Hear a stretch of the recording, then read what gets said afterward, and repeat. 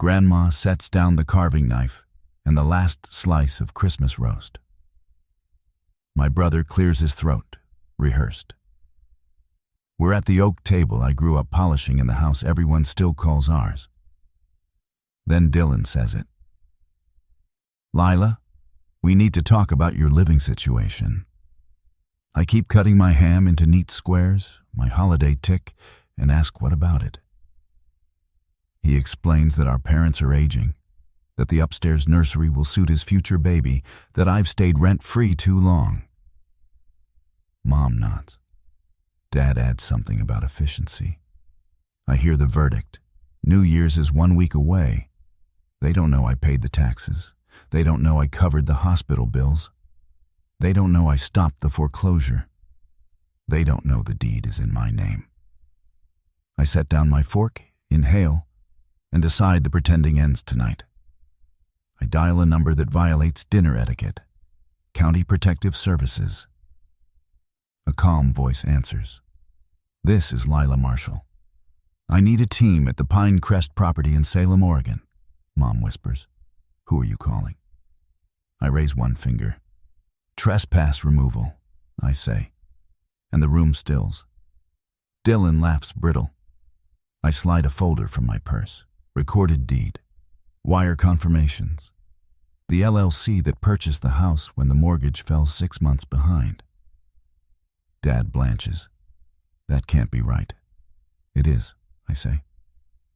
I paid $847,000 to keep this roof over our heads, and you were about to evict me from my own home.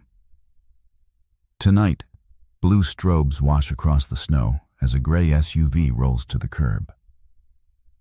2 officers in windbreakers step out, neutral and professional. I meet them on the porch before anyone else can turn the story into theirs. Lila Marshall, I say, handing over identification and the signed order, authorizing removal of unauthorized occupants if needed. My hands don't shake. Behind me, the front door opens. Mom hovers in the doorway, eyes shining with a grief that makes me ache. Anyway, Dylan barrels past her. You wouldn't, he says. It's Christmas. I wouldn't if respect were mutual. I answer to the officers.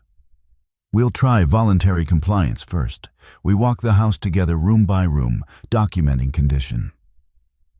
In the nursery that isn't, a mobile of paper moons trembles in the draft.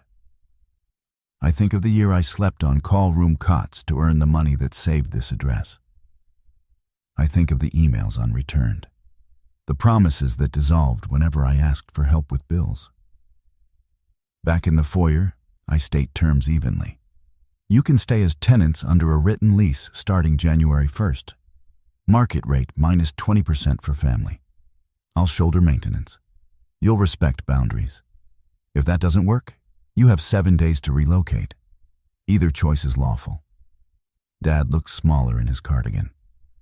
Why didn't you tell us? Because every time I carried the weight, you pretended it was feather light. I swallow. I want a family, not a fable. The officers wait. The house listens tonight. By morning, the storm settles into glittering calm. I brew coffee, lay out 3 copies of a plain lease, and open the windows to let the house breathe.